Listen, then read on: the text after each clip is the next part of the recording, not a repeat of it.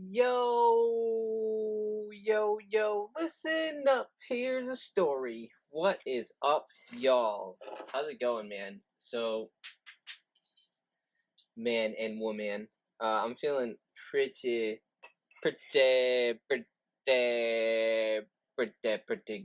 Almost as good as this new Buddha statue that I recently got on an endeavor to a yard sale. By the way, happy spring to anyone who's in the northern hemisphere. Well, I guess that's. Let's not talk about that.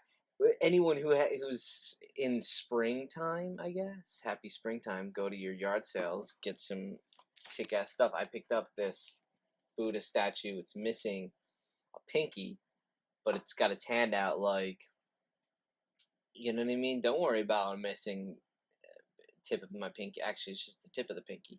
It's like, don't worry about the tip of the pinky. Like, life is still good, with or without the tip of the pinky. So I thought that was pretty symbolic from the universe when I stumbled upon it. Yo, thanks for clicking Gut Instincts Podcast. You know who this is. This is RJ. This is my show. I'm just breaking up some pretty nice medicine that I stumbled upon here. It's got quite the aroma.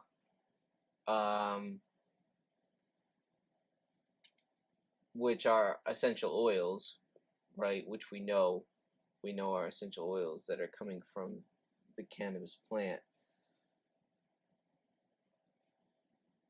They also call them terpenoids, but I'm not really sure. I guess they're technically different, but they're similar, or they're constituents of. It's really tough to even understand this stuff when you are researching it yourself. Anyways, I was just watching a YouTube video on, oh boy, Ambergris. Ambergris, yeah.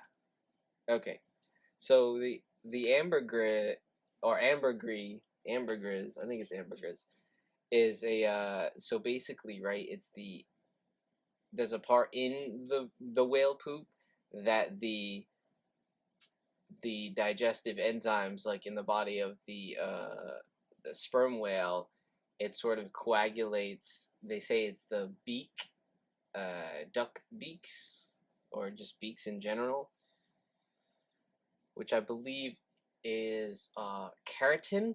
It's made up of keratin. Beaks of different animals. That's what they're made up of, keratin. So, which is interesting because I just posted about keratin. You know, let me get you closer.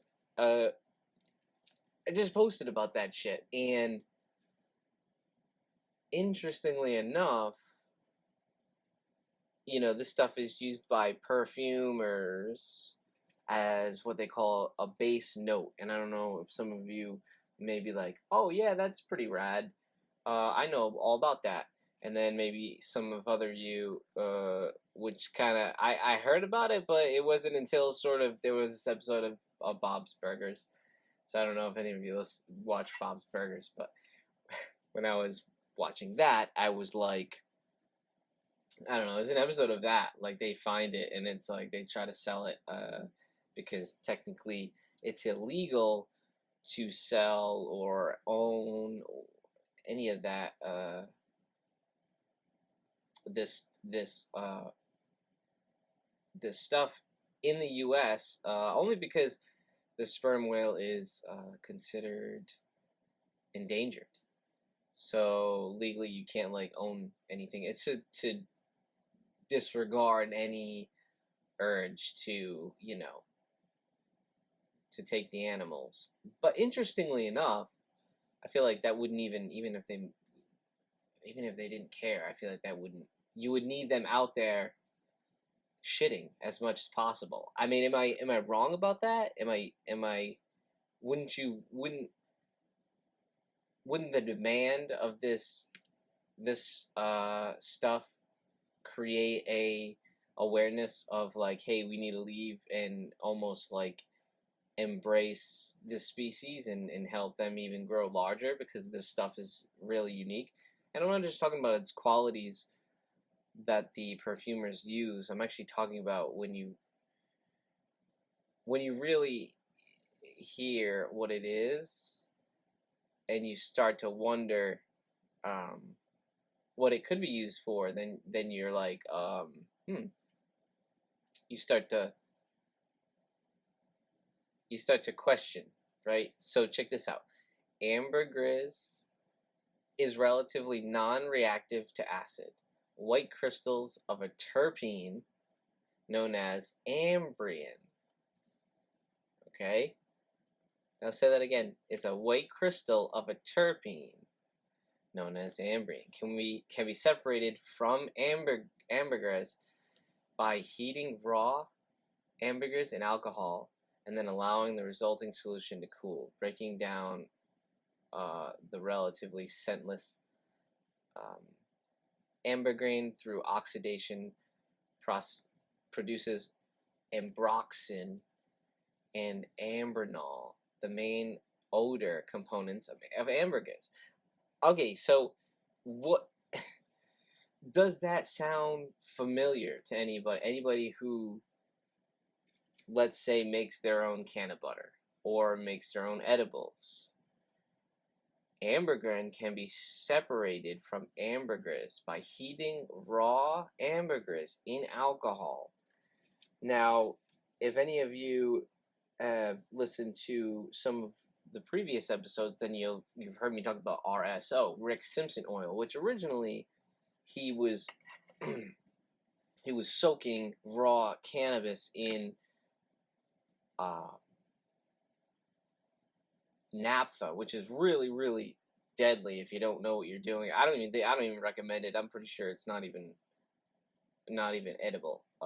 But like, I'm not sure if they still. I know you can go to the website, but when you use something like alcohol, you're stripping the qualities. And in the case of cannabis, we're stripping the cannabinoids and the terpenoids, which reside and give us that scent that I can smell right now, which is like, this is,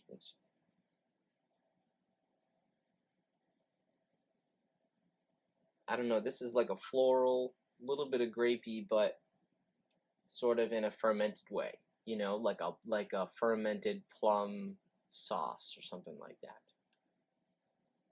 Yeah, it's really nice. The last one I had, it smelled like cheese, and that's one of my most favorites, is when it smells like cheese.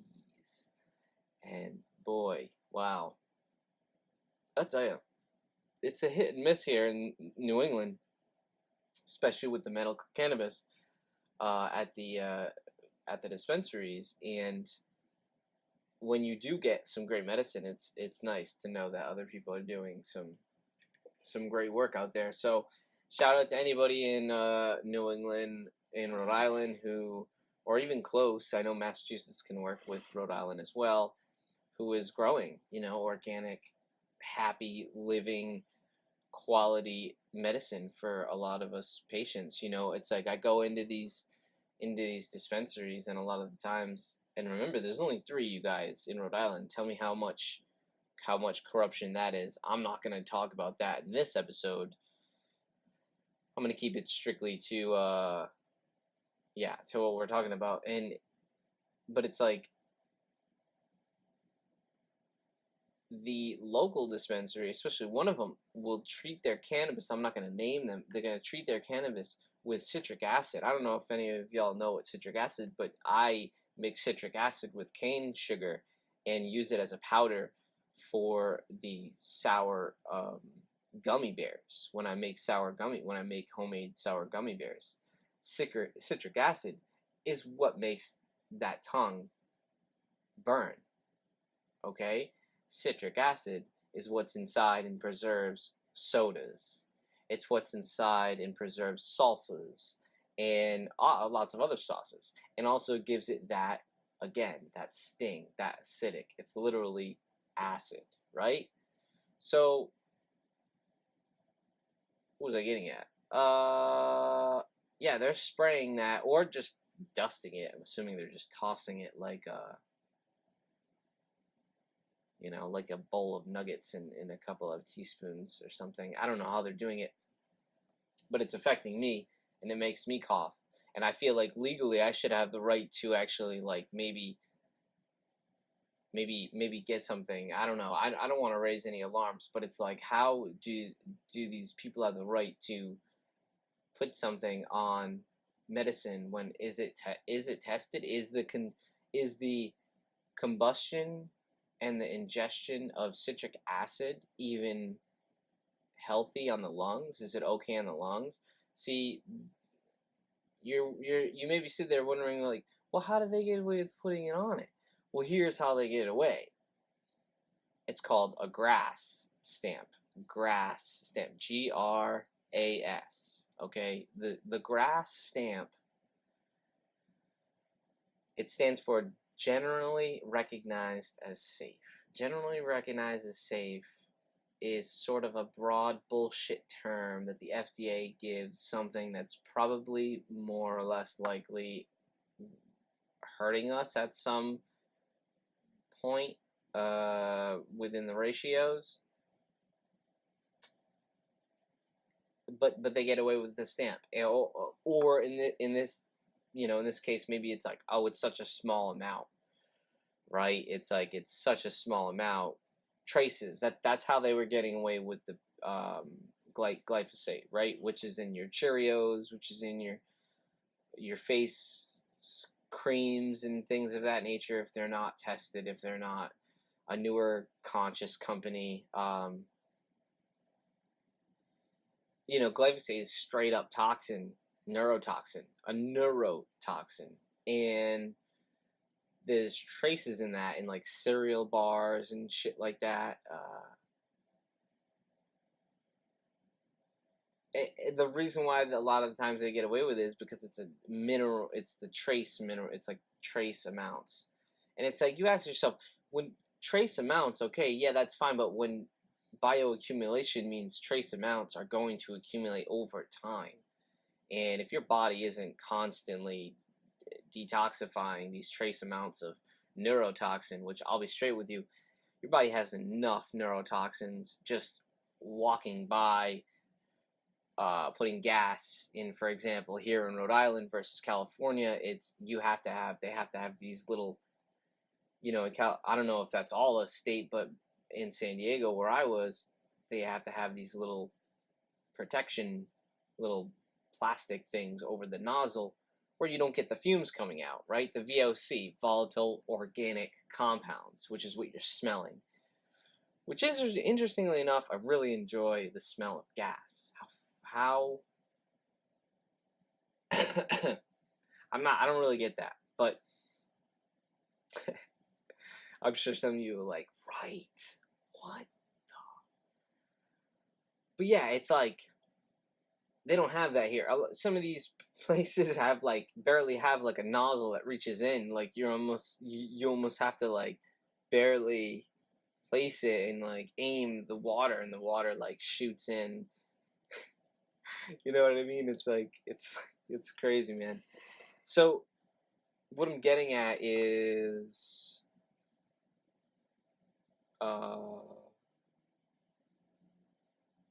damn, how did I even go to that? How did I go that far down the route?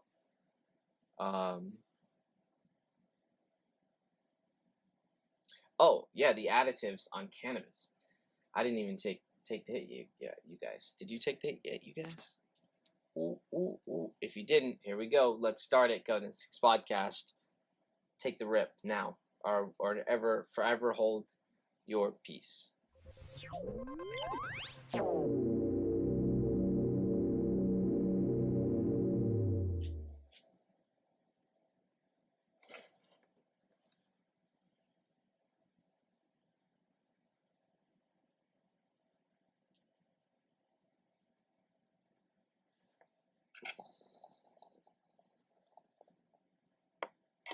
Fire, fire, fire. So, I was crazy. I was infusing oil. P.S. You guys don't put oil in a mason jar and put it in the oven ever, ever, ever. Because if it blows, and then you have hot oil, and like, what do you think certain hot oil does at certain temperatures? Dude, crazy, man. I had the oil in there, and dude, the thing exploded, and just like the oil was inside the oven on fire, you guys. There was like fire in the oven. Fire, it was going, it was flickering, and I'm like, holy fuck, what do I do? You know, so I'm like, I open the thing up, and I'm thinking I don't have sand, I got soil around, thinking, do I throw soil in there? So I grabbed it, kind of calmed down after a few seconds. I grabbed a towel, giant towel. I also didn't want to get burned by oil, man. That's no joke, you guys. So I grabbed a giant towel, I wrap it around there, and I'm wrapping, and then I'm also not thinking, and I'm thinking I know how dangerous like the oil is, but I'm like, I gotta get this thing outside, or at least like in the bathroom, you know what I mean, like in the tub or something, or in the sink. But that was hot. I didn't want to get it up high at all. I wanted it out. So I grab it, I wrap it up, and it's a pretty decent big towel. And it's a small mason jar, like 16-ounce jar. Man, and I'm like, happened in seconds, you know? It's like your heart is beating, and it's fucking smoke everywhere. And I'm like, I wasn't even going to share this, but it's crazy, man.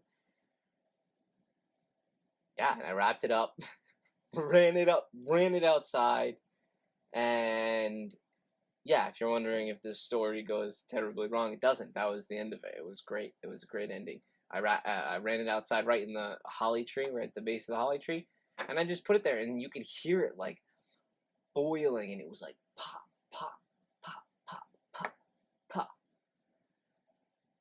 It was crazy, man. It was crazy. But that was it, dude. Lots of smoke. And I learned my lesson, you know. And that's it. You're learning your lesson. But I mean, I'm sure plenty of you like have maybe put too much in the pan or in something like that. I mean, you have it like boil over, or something boiling over. I'm sure nobody's. I mean, who knows? But it's crazy, man. It happens. So just be weary, and just don't do oil. That's just not. That's because oil can literally. That's fire. You know, like water can't. It's different when you're overflowing like a tomato water base, and it's like, and you're like, Ma, or whatever.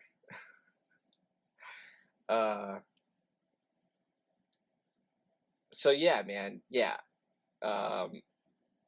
So look again, it's like bong, microphone, bong, microphone, bong, microphone. I'll just put the bong right here for now, which I need to get a new one of. And it's just like, you know, bong, medicine, and it's like life. You just got these things that you just juggle between. Like it was like, okay, transplant the 12 plants, the squash, which by the way, it's like Tucson, Arizona, Tonsong. I don't even know. This dope. My favorite farmer over there, Charlie, at the farmers market in Rhode Island, Toke, Rhode Island. He sells all sorts of crazy shit. Nothing, no sugarcane yet. So I'm like, I'm waiting. I didn't want to ask and you know, prod, but where's a sugarcane at, Charlie? Where's a sugarcane at? If you hear this, no, he's awesome. I got a castor bean, which is toxic, so you want to keep it. You want to keep it away up in the air. I got it up high. The oil apparently is extremely medicinal. Castor oil. It's like Ayurvedic.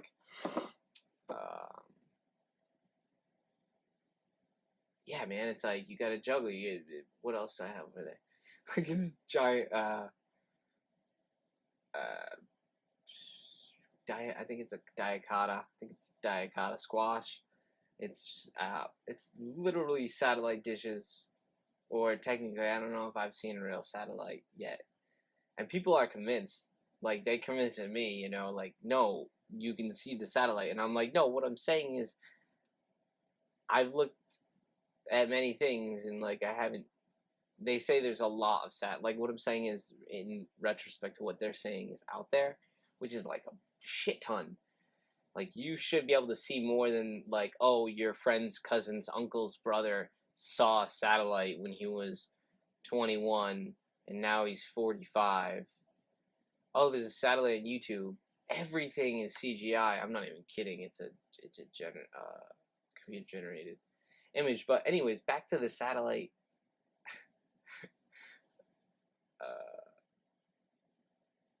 I guess the ones that are on the ground, right? Are those radars? Are those satellite twos? Those big dishes? The dishes that are on the ground? Supposedly they're aiming like not on the ground, but at a certain receiver. I don't know though. I don't know. I can only see what I see. I mean, I'm not claiming to know anything. I definitely know there's got to be some sort of low Earth orbit, which has got to be pretty cool. So I mean, maybe there's just a bunch of things floating up there. I don't know, man. I don't know. I don't know if I'd buy the whole dome thing, like glass dome, but I have saw a few compelling rocket type situations look like they kind of like hit something and explode, and there's a couple other things out there in the YouTube realm. If you're looking for that type of shit, just like go, just dive in and see what you can find. I'm not here to convince anybody because I have no idea. I know it's spiritual, so it's all inside. So it's all relative, I guess. Doo-doo.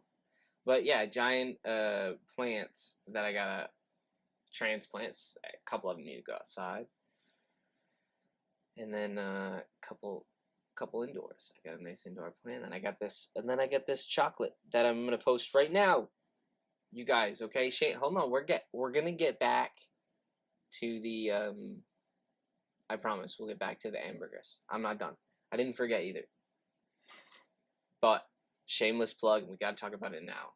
The organic dark chocolate sea salt bars will be up. By the time you hear this, they will be up on the website. So if you're listening to this and then you're thinking, oh, I wonder if this kid's selling chocolate. Yes, the answer is yes. It's cost the same as other organic sugar-free, except mine this is structured in the way that it just has 2 ingredients, okay, with love and intention, and of course maple and theobroma cacao. Those are the 2 ingredients. You can't really list love as an ingredient. I think you can list it in California, especially in San Diego. You can list love as an ingredient, completely legal. I don't know if you can list it here, but anyways, theobroma cacao and maple from Vermont. And you can order it, and I'll ship it right to your door, and you'll get 2 or 1. I don't really recommend 1. I recommend just getting 2-pack. And right now it is the same. We're starting this off. I got some things going on, but you know, I'm a self-proclaimed chocolatier. At this point, I'm calling it, and I want you guys to yay or nay. That's what I'm saying. Like, what I'm saying is I'm putting it up. You don't have to get it. You can get it. Of course, you're supporting me, right? This is because I'm, you know, part entrepreneur, part podcaster and writer. Of course, the book is up, and you may or may not know that. The Adam and Eve, Origins of Human Consciousness. Gotta take a breath. It's on Amazon. You can go on Amazon. You can go on my website. It's on there too. If you get it on my website, you are getting a numbered copy in which I will sign for you. So you're actually getting a first set of first issues. So, I mean, that's pretty cool. It's pretty rad. If you want like a personal note or whatever, let me know. If you want like a personal signature, let me know. I'm not really doing that Excuse me, I'm just getting back from like some serious cold shit situation. That's also why I've been like really absent from the podcast stuff, because you can't really talk or even have the mindset. You know, I want to be top notch for y'all. All right, I want to be, anyways. So yeah, man. If you want to support, and of course you can just donate right on the website, gutinstinctspodcast.com. That's just supporting directly, like cash into the account. I mean, that goes to really anything. At this point, my computer keeps failing on me. That keeps shutting off, and it also keeps rebooting, doing this thing where it goes back and forth, and I lose all my background, and I don't know. It just looks like somebody else's computer. I'm not going to go all conspiratorial on y'all, but that's a little odd. You know, it's water damage, so Apple won't deal with it. They look at you like, dude, there's water on it. You know, it wasn't my water, but hey. Yeah, so that's what that goes to. And of course, when you support everything else, and you buy the chocolate or the tinctures, they'll be up there as well. You know, that all goes to improving this stuff, and of course, the better and more improved it gets, the quicker and better content I can get to you. You know what I mean? Because when I'm spread thin, and then like I have these obstacles, I'll just say they're obstacles to jump through to get this quality time on the podcast with you guys. Yeah. When it's more convenient and it's easier, more efficient, boom, it's easier. Same thing with my phone, right? It's like I recently dropped Sprint because I couldn't deal with it, and I'm not even a fan of the big phone. So I'm at this point where, what do you do? Like, I got my old iPhone that just dies on me all the time. It's like 35 dead, 44 dead. I plug it in, it jumps to 68. It charges. I know I get it. It's an old phone. It's full storage capacity. I get it. You know what I mean?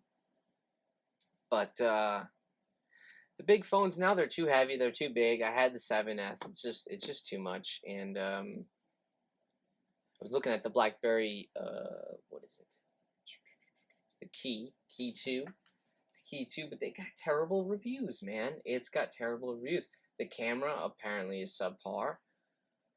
The screen, everything. I mean, it's just like, it's really pitiful. It's like, come on, BlackBerry, what is going on?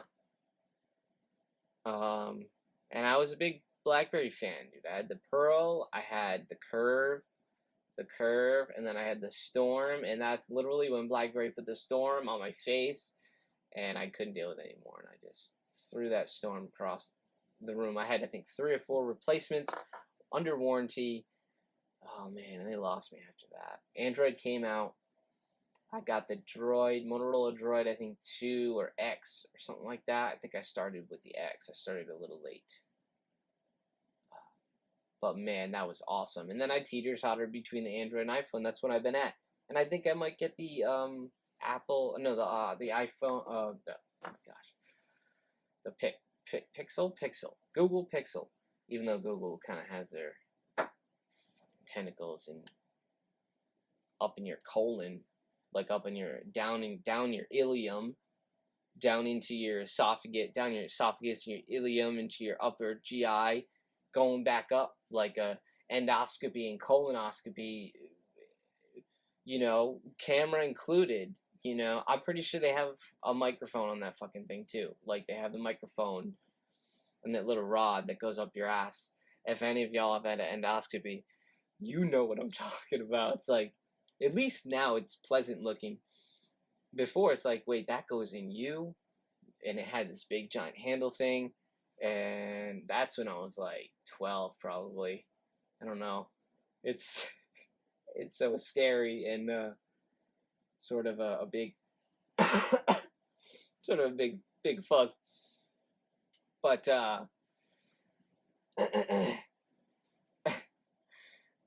they got it's new and improved and a lot skinnier nowadays. You know what I mean?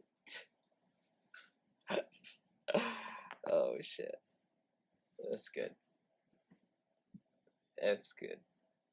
So yeah, I got lots of plans. If y'all didn't know, you can follow me on Instagram, CBD Healer. You hear this all the time if you listen to the podcast, so I apologize. I don't mean to say it like over and over, but I feel like if I say it every couple podcasts, maybe it'll work. But then sometimes I forget if I say it. So, but I just, yeah. Stories are where it's at. That's where I post most of my shenanigans. Um, I'm gonna do better at the YouTube editing and getting some kick-ass videos, especially the garden stuff, up for you this summer, because I know everyone loves that, and I keep getting asked about that, and I know, like, really, like I was saying before, it's like issues like having a fucked up computer like this MacBook, which I strictly have to have the MacBook because iMovie and it works wonderful. People understand that for media. It just it dies and it's subpar. It's stuffs. It's so it hinders. I'm not making excuses. I'm just saying.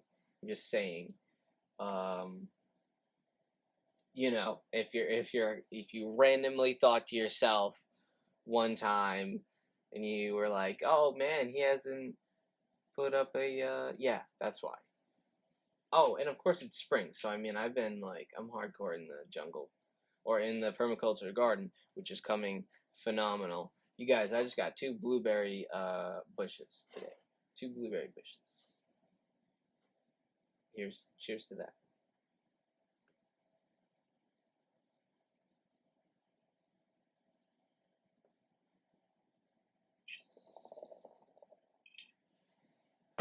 Easy like Sunday morning. So, I got 2 blueberry bushes today. One's like a tree, to be honest. It's tall. So cool. So, the plan is going to be to put the blueberry bushes in the entrance of the greenhouse. So, I'm going to do one of those hoop houses. Not the small hoop house, not the the greens hoop house. The tall hoop house that you can walk in, that you can put like a little workbench, set that up, and then in front, which gets really nice sun to get a little bit of shade because you don't want the sun just beaming directly on your greenhouse. I set up the blueberries on either side as an entrance, right? So, oh man, you guys. So what I'm gonna do, right?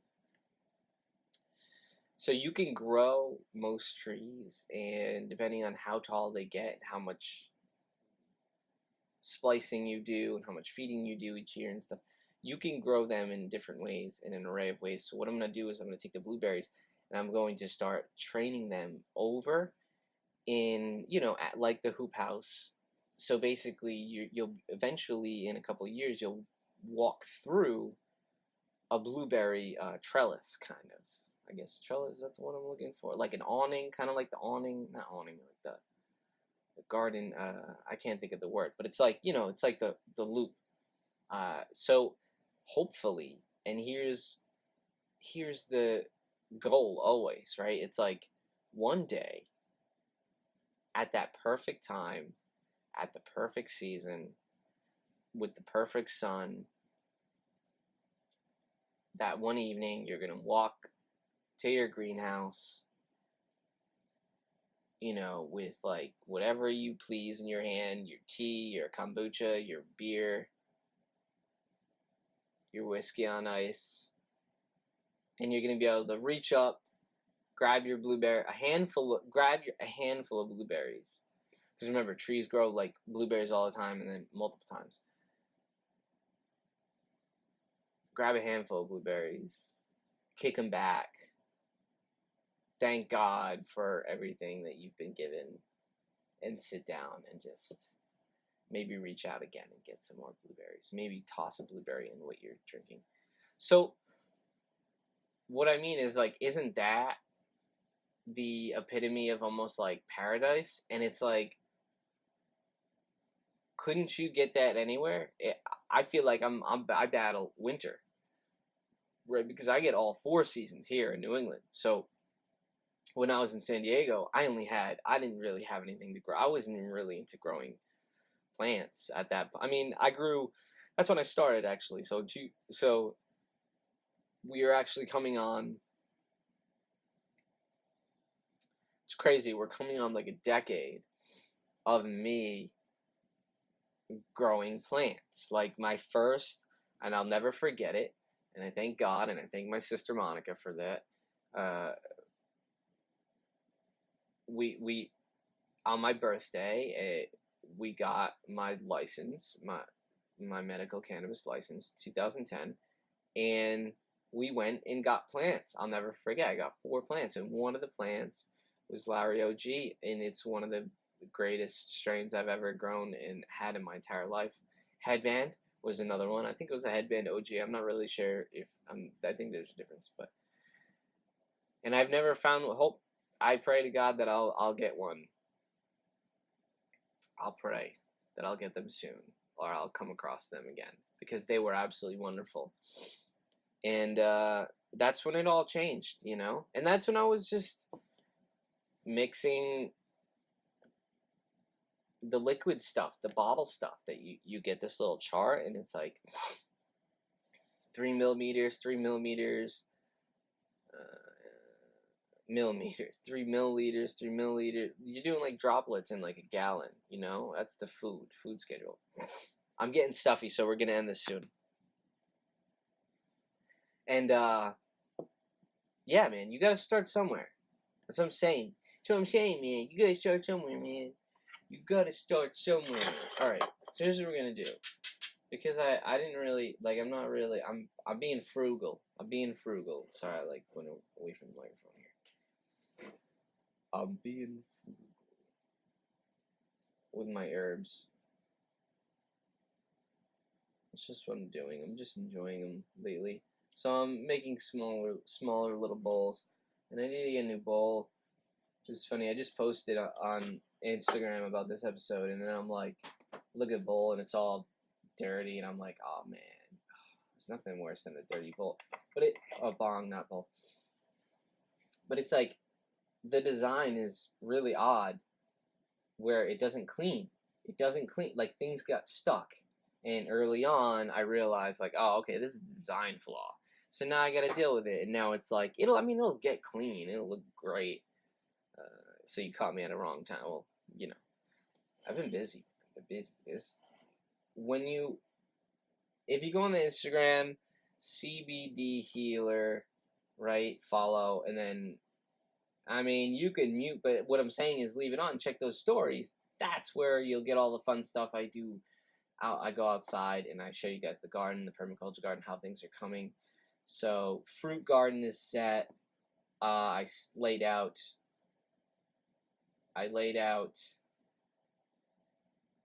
cherry radish, Jupiter, beet, some other beet, colorful beet, I don't know, some more radish. Flowers, J Botanical Flowers at Instagram, J Botanical. If you're hearing this, J, so shout out to that lady. She's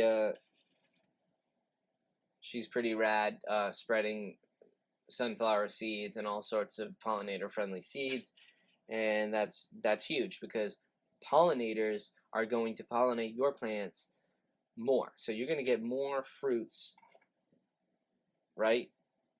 In the result of having more flowers, more food for the pollinators. That being said, again, shameless plug, when you support me, whether you're buying the chocolate, or you're buying the book, or you're buying the tinctures, or you're just donating to the podcast, it's also going to things like the Honeybee Hive, which it's about $4.75. I don't know if maybe I should do a GoFundMe. Would you guys, because they're going to take money from it, but I mean, if I can get exposure that way, I'll do it. I already have one for the Honeybee Highway, but so I mean, maybe if we donate under the Honeybee Highway, then 450 is our first goal, so I could change it to that. I think it's at 2,000 now, which is like realistic to get a little piece of land to set up the hives. But 475 is going to get the permaculture backyard pollinator hive set up, and that's really when it all begins, you guys. That's when the honey begins, and then the wax gets provided for the healing creams that I got planned for everyone. That again, this stuff, it's been years working on this stuff, so it's like, you know, it's not like I'm just tossing things up and reselling things. Everything needs to be sourced correctly. Everything needs to be done correctly. And you know what it's all about. It's all about the structure of molecules inside water, and actually fat too, which is interesting. But I haven't gotten down that rabbit hole yet. It's pretty crazy. So on that note, we're going to take this hit. We talked a little bit about plants. We talked a little about, I don't know, we talked a lot of little things. A lot of little things. Yeah, I think that was it. We're going to end here on this ambergris, relatively non-reactive acid, white crystals of terpene. Oh, terpene. Oh, I remember you talking about terpenes, RJ, known as ambergreen. Ambergreen can be separated from ambergris by heating raw ambergris in alcohol, then allowing the resulting solution to cool, breaking down the relatively scentless ambergreen through oxidation. Produces ambroxan and ambernol, the main odor components of ambergris. Ambroxan. Oh man. All right, so we're gonna go through this stuff. Ambrin, right? The ambrin. I'm probably saying this stuff terribly wrong too, by the way. So, whatever, man. Make fun of me. I don't give a shit. I'm the one who's doing this fucking research, and you know, this is what I say when I comment. A lot of times, I'm like, why don't you do some research, and you know, look at chemical formulas. It'd be like, why is that chemical formula like that? That C30, H52, and O, and that's it. I don't even understand how that's a balanced formula, but anyways, ambergreen is a triterpene. Whoa, a triterpene? Let's talk about that in a second. Alcohol that is chief constituent of ambergris. So it's an alcohol, don't forget about that. A secretion from the digestive system of the sperm whale. And has been suggested as the possible active component producing the supposed aphrodisiac effects on the ambergris. There it is, folks. There it is. There is the reason and the actual the most likely motive behind ambrine. The terpene that basically wakes up and activates the components within your membranes in the brain, and it acts as an aphrodisiac. There are so many things that act as aphrodisiacs, right? Like chocolate, right? Like the cannabinoid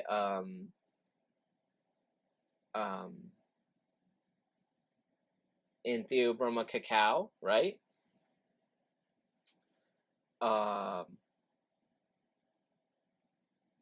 Look at that. Has been shown to act as an analgesic. Okay, I'm saying that wrong too, probably.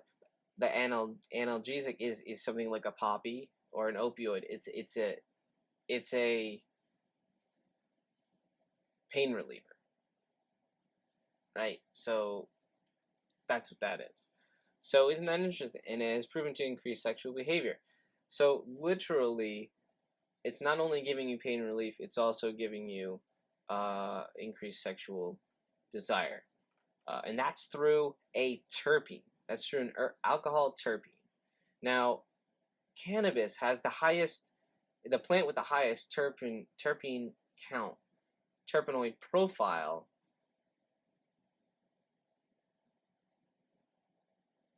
in all plants. I mean, I'm kind of like making that statement without completely have seen the research, but I mean, I'll kind of claim it. I don't think there's any other one with the more diverse and a highest terpene count. You know, hops in the same family, which has an extremely high aromatic terpene count. What I'm saying is terpenes aren't just smells. They're not just used to clean. They're not just used to relax us, right? The lavender. I don't know what the name of it is. We talked about terpene. There's an episode about it.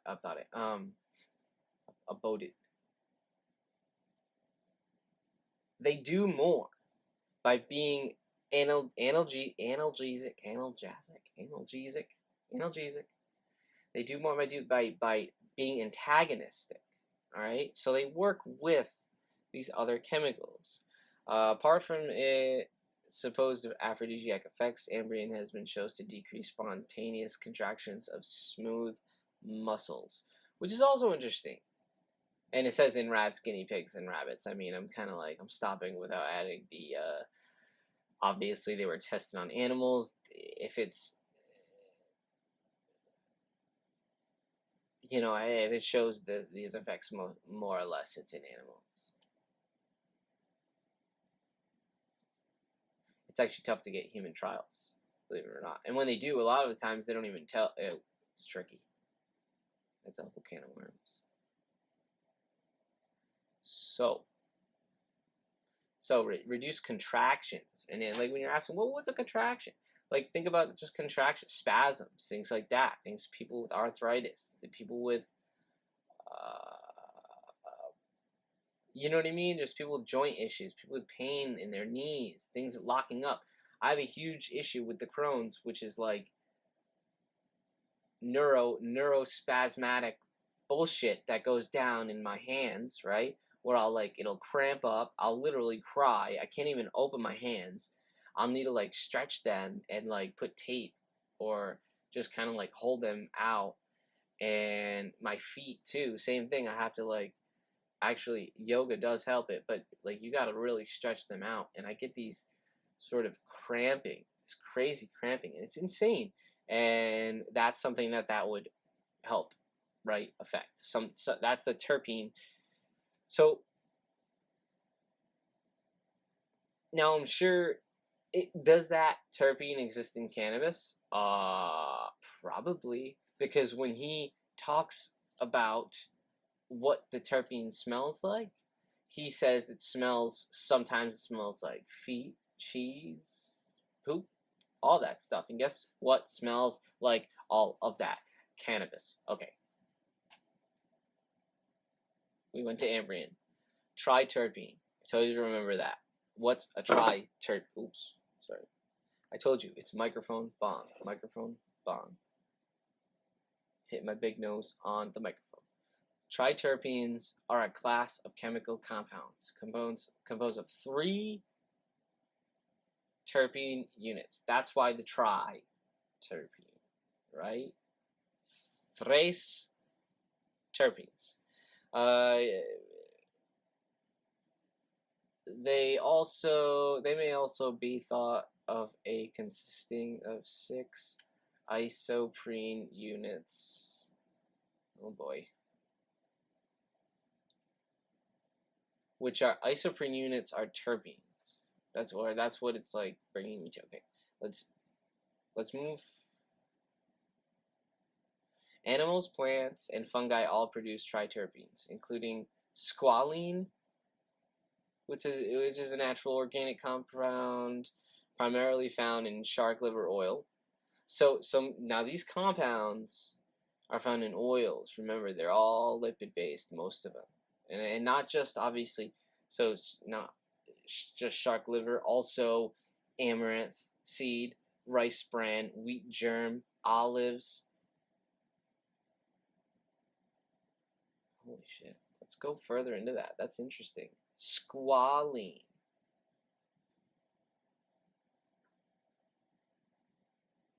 So that's a precursor to all steroids. That's what that is, a precursor to all steroids. So this is getting really interesting and really deep and really fast. So hang on tight, okay? I don't know how long we'll go, but we'll go as long as we feel necessary. So we're on triterpenes.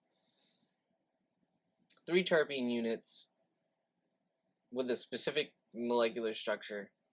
Alright, we get it, right?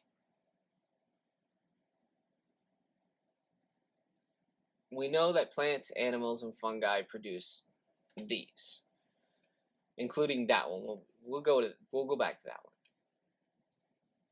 Or we'll go to that now, I mean, yeah. The squalene. Squalene, alright, so it says, jeez, shark liver oil, that's where it is. Although plant sources are now used, like I just said, yeast cells have been, this is why I wanted to bring it up, yeast cells have been genetically engineered to produce commercially useful quantities of synthetic squalene. So yeast are producing a molecule that is and looks like squalene. So basically what they're doing is they're telling, so yeast is interesting, you guys. Yeast is like, what they do with the genetically engineering is they can give them a blueprint and yeast will just like follow it. Yeast is like the buddy that you're like, oh, I need this done and this is what I gotta do it, and then he just starts to do it and then they get it done, you know? You almost like, you give them the instructions, but they get it, you know, they get the instructions without even you having to. Now, the difference with GMO is they're actually writing the code. And it's really simple because they have the squalene code. You know what I mean? That's, boom, it's there. It's a sequence. They got the sequence.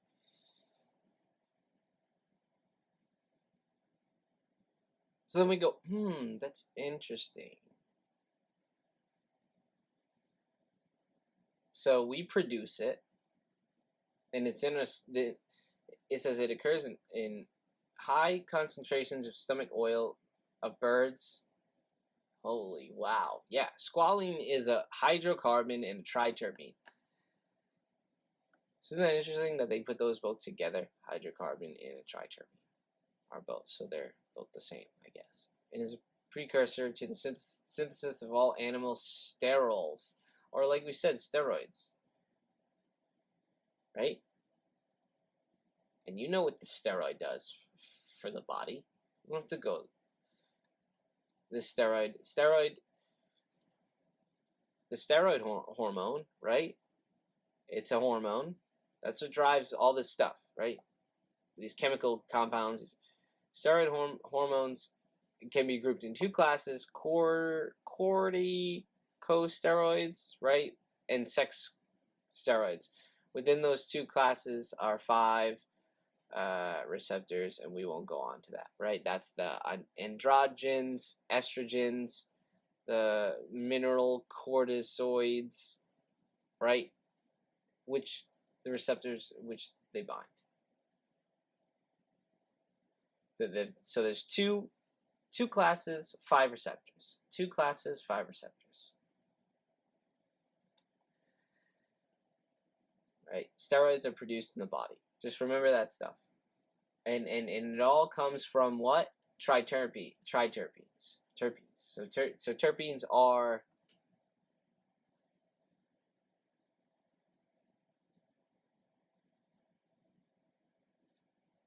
sort of antagonizing, I guess, the body to produce more of this, or helping it, or even replacing it. I think it's a synergistic effect, right? That's what we're gonna get at. So we know it's an aphrodisiac,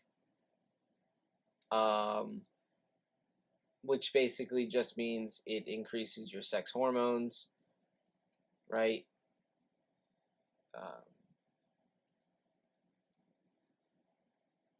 An analgesic, pain, or it's called the painkiller, right? And all the painkiller does is bind with certain receptors to give you the relief, right? The pain relief.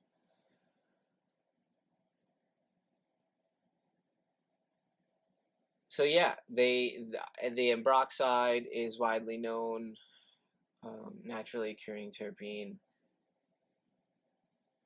and is one of the key constituents. Remember, one of the key, because there's a few to the odor of this specific compound,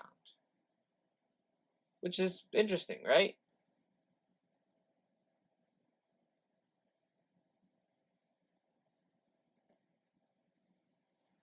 And this is ambroxide. I'll end with this because this is it. We get the last two, and I'm done. My brain. That's it. We're done. Good job, everyone. And yeah, ambroxide is synthesized from sclareol, a component of the essential oil of clary sage. So that's also where it comes from sage, clary sage. I mean, which is salvia, or a genus of salvia. So that's interesting. And of course, I'm going to put my foot down and I'm going to say that there's probably a high concentration of this triterpenoid inside of certain strains of cannabis. And I'm also going to make the claim that every single strain has a different profile makeup, which we already know. That's proof. But what we're going to get more proof of is that this actual profile that we talk about, these terpenes, these linalols, and all the terpenoids, and all this stuff is acting as actual synergistic components for proteins and the cannabinoids, THC, CBD, all of this stuff, to help reduce inflammation, create a calmer state in the body, and then, help promote regrowth of cells and things of that nature. And depending on what the strain is, depends on how and what it does. Okay? So a different strain is going to be used for somebody who needs to slow down their arthritis, or their dementia, or someone with pain relief, like in my example, where I feel like after going to the restroom in the morning, it's like, what kind of car or vehicle did I get hit with this morning? Was it a truck? Was it a semi-truck? Was it a bus? Was it a little Prius? Oh, today was a smart car. Oh shit, that means I'm doing yoga at like 7:48 in the morning. But that's with this natural medicine, this natural cannabis. I have to sit down and meditate. I usually smoke the plant herb. That's how I feel like it's best received. But I also respect the ritualistic part of it, and it as a plant medicine. And I also ingest the oils for that internal relief.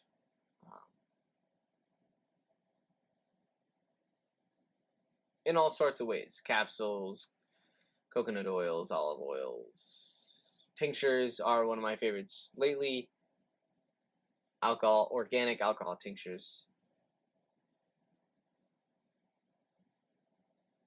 Yeah. Terpenes.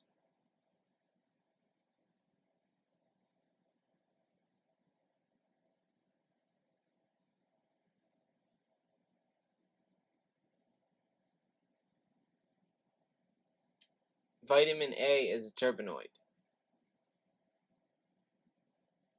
I'll say that again. Vitamin A is a terpenoid.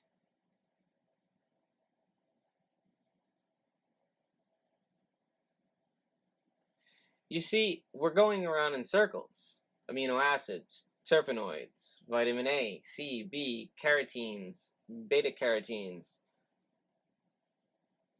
There's more than one way to say and explain things, and I think there's more than one way in interpreting the mechanisms and what's going on within the human body. And I think a lot of the times we're going around in fucking circles like a dog chasing its tail.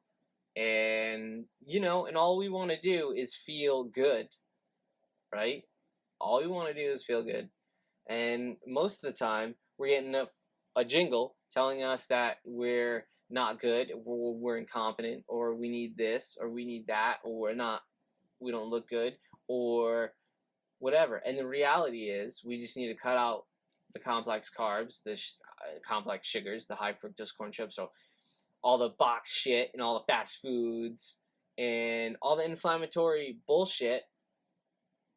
If you're having gut issues, if you're not having gut issues and you just like want weight, you know, or it's like other things you could again, it's like first you start with the bad, just the junk foods, food-like products, and then from there you go to the allergens, because it's like it's either your gut is fine and it just needs to stop eating that garbage, or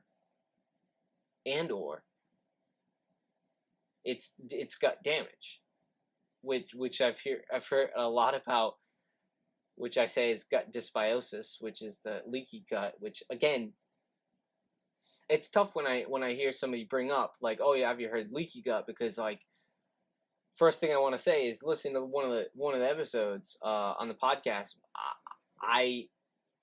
This is stuff that I claim, and I want you guys to know that like I'm putting my foot down and I'm saying this now, so that way when we talk about it, you know what I mean, in 10 years, we're like, okay, yeah, we knew about this. We were thinking about this, you know? And leaky gut is essentially sort of the base of illness. Like I'm not saying like, oh, your cough is a leak. Like when I got sick, I got a cold. It was like whatever. Like it was cough, and then it was like sore throat, and then it was like sinus, like the, you know, phlegm, and I still got phlegm and I'm coughing. That's not leaky. Leaky gut is like gut issue, like major sharp pains and toilet problems. Like for example, one of the things that I have is like spasms, like going to bathroom contractions. This is what I mean. Like this is stuff that cannabis helps literally reduce the contractions going to the bathroom. If anyone knows what I'm talking about, has gut issues, it's like this strange feeling where like you can't go, you can go, your body wants to go, and it tightens up, but like it feels like your insides are gonna explode. I can't explain it. Like you can't explain it unless you've had IBD, like a gut, like an ear, like a an autoimmune disorder that like affects your gut, specifically your digestion, especially your colon.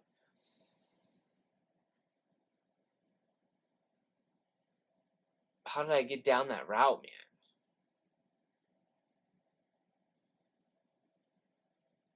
Cannabis is the best medicine and the number one medicine, and I'm claiming it.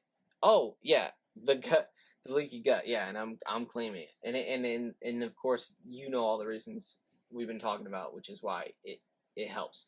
And like I said, it's like hard to tell somebody when they bring it up. I'm like, oh yeah, leaky gut. Technically, in my mind, when the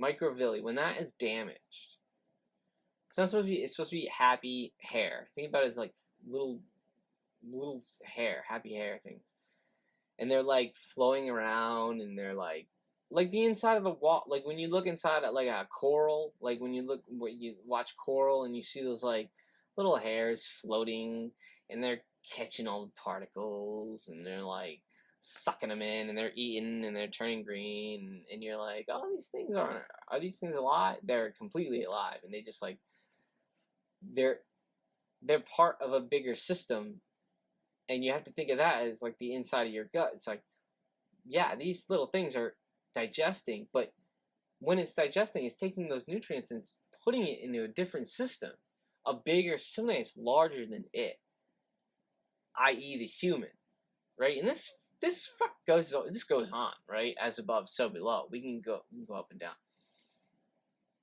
But when you sit back and you look at And when somebody gets all excited and it's like a food coach or whatever, and it's like I see this a lot, and it's like when you have something like a leaky gut, that literally just means you damaged microvilli, which means your body needs to rest and it needs to heal. So elimination diet obviously just means, like I was saying, you cut out the you know you're eating pizza, you know you're eating fast food. Like when I was feeling crappy, I was eating gluten-free garbage. You know what I mean? It's like you think it's good because it's gluten-free, it's got all these good stuff, but it's still processed, it's still in a box, it's still got this warning, like allergen warnings or whatever. And I'm not saying all that matters to everyone, but it could just be a mind thing too. I don't know, but I'm telling you what's worked with me, and that's why I'm feeling better, right? And of course, it's the increase of healthy fats like lard and tallow and bone broth and lots of meat and lots of fish. I'm about to eat some, oh man, a nice piece of salmon, some king salmon, was pole caught that a friend gave me. Yeah, it's going down. I was thinking about grilling it, but I don't even want to grill it because I don't want to take away from all that amazingness. I just want to like slow. Just the fat that's in the salmon, that's that essential fatty acids, the EFAs. If you want to look up something cool tonight, look up EFAs. If your brain is on already like, thanks for everything. Oh, my back. Oh, my back is just like, I need to get a nice massage. I think that's what I need to get. Wow. It's already been an hour. We effing crushed it. Gut Instincts podcast. You rock. Jeez. I guess that's it. I was talking about the leaky gut, and that I guess just be aware that leaky gut literally is the stem of all these issues. The villi is broken down, so the particles, and this is a very important part, because your gut doesn't digest it correctly. as my stomach is like, you should drink water. I have not drinking nearly enough water. I'm not perfect, y'all. I'm not trying to preach. I'm just telling. I mean, I'm part putting a theory, but a theory that I feel is true to my heart, and then I'm gonna soon write up. This is what I mean. I'll have this written up for you. You know, when the villi is damaged, boom, tiny molecular particles get into the bloodstream, go through the gut lining into the bloodstream. There is our issue. The blood comes into contact with these molecular structures. And guess what the molecular structures are that didn't get digested? Guess. I'll let you guess. Or an example. I'll give you an example. And I don't know if I can make this claim, but traces are found, in your traces of these chemicals. Here's what more than one traces of these chemicals are found in the food supply, in the food chain. Now, are they the ones solely causing this gut dysbiosis or this damage of the microvilli? No. Environmental issues. There's all sorts of things. Not having the awareness of having an allergen from something else. I don't know. There's a lot of issues. Is it something that we should red flag, and these corporations should be held accounted for? Yeah. What do you mean held accountable? I don't know. Like paying some of our fucking bills, like giving us a couple $1,000 or more than that, a couple $100,000, to be honest. If this stuff has been proven, remember they already got into a lawsuit. The man was proven to have cancer, and they paid out for glyphosate from glyphosate, from handling it as a farmer. 280 something million. If you didn't hear about that yet, look that up. He won. So they literally settled. Remember this. A man was proven that this chemical, because he used it while he was farming, causes cancer. Okay, traces are in the food supply. Is this not a red flag? I don't know.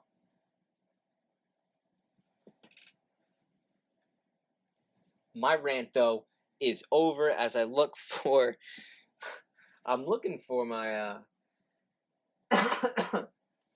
my hemp wick. I probably threw it around in a rage of glyphosate anger. You know what the problem is? I didn't drink the my smoothie yet. It's packed with... Oh, it's in my... Yeah, of course, it's in my pocket. It's in my pocket. You know, I can't tell you how many times I lost that 5. This one's so tiny in my pocket. I'm walking around like a fool. But it's better than this big weight.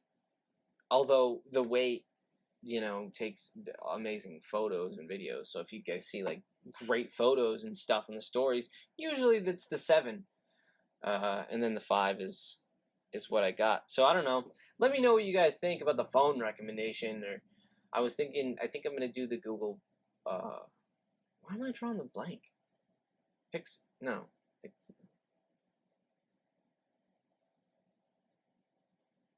Yeah, Pixel? Is the Google Pixel? I don't know. I just want BlackBerry too. BlackBerry, if you can hear this, just please make a great phone that has Android in it, and it's secure. That's basically the goal. All right. So we're gonna hit this, and we learned a lot about triterpenes today and gut linings. And you know what's funny? I went into this with the intention of talking to you guys about the spring garden, you know, but we talked a little bit about the plants, but then of course we went off topic. So next time we'll talk about the gardens, the garden. Till then, look up your essential fatty acids, EFAs, right? Linoleic acid and your alpha linoleic acid. You know, I'm a huge advocate for things like tallow and lard and healthy animal fats, healthy fats in general. So of course avocado, sunflower seed. I think there's a couple other ones that are great. Of course olive oil. All the goods, all the kick-ass acids, and to get the anti-inflammation rocking. Till next time, you guys. It's been real, y'all. This has been a dope episode.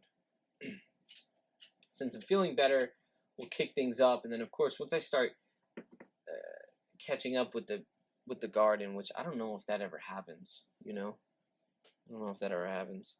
Once I catch up with the garden, we will talk more. We'll get at it.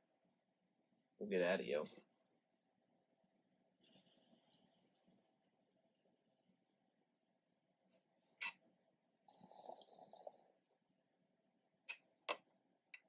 Till next episode. I don't know. Hopefully, I'll get a new bong by next episode. One that can actually be cleaned. I'm looking for a dope artist, but one that's not like, I don't know. I can't do like thousands of dollars for a piece of glass. Although I respect it. That's it. Follow the Instagram. Say it again, CBD Healer. Just because it's really fun to interact with y'all on there, and I spend too much fucking time on there. So go on there. Tell me to stop spending all of the time on there. Although I don't spend it on there. I'm just engaged. That's all I'm saying. But I guess it's not a bad thing, right? Because it's fun, and I want you guys to see all the plants are so fun. They're so happy. Go on the website, gutinstinctspodcast.com. Again, that's Gut Instincts. If you do GUT, gutinstinctspodcast.com.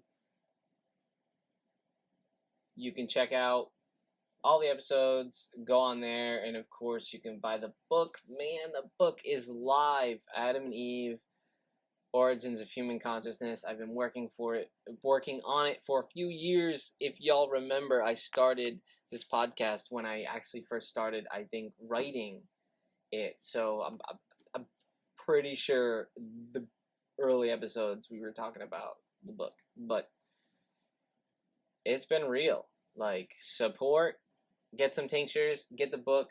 What else? Chocolate's gonna be up in, like, by the time you hear this, it'll already be up, because that's what I'm doing now. I'm gonna do that, and then I'm going to do some laundry, and I'm gonna cook. Cook some food, cook some dope food. I'm doing a brisket this week. So if you hear this and you're like up to date and you're all on it and you're like, yeah, I listened to the episode right when it came out, I'm going to make some brisket this week. So check that out in the stories. I'll probably put it in a soup, man. I've been putting everything in the soup.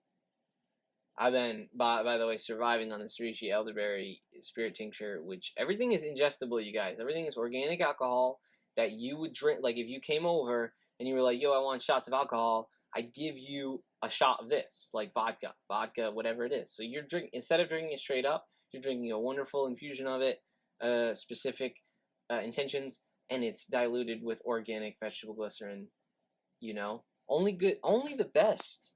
Only the best. All right, you know this. You know this. Oh man, that's it, y'all. Oh, I forgot to tell you, I went to a Graham Hancock book signing, and that was fucking rad. You know, if you don't know him, he's the author of Fingerprints of the Gods. I saw America Before. That's the book I got. It's about ancient civilizations in America. And I love researching ancient civilizations, although I don't always agree with what these people are saying. Just going to take a deep breath for a second. And thank you guys. And I love you guys. And, and last bit, I just want to tell you how hilarious this is. I've been getting a lot of comments telling me not to smoke for the podcast, and I think, or it's more for the episodes on the YouTube, so I guess they don't really know about the podcast, but it's comical. It's really great. I love it. Keep coming. Alright, that's it, y'all. Till next time.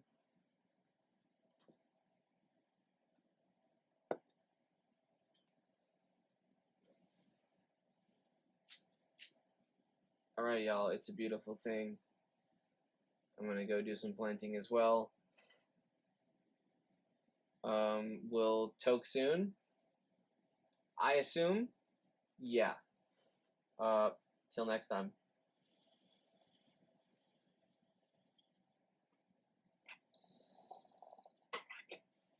Stay high, y'all. Stay productive. Go plant a fucking tree.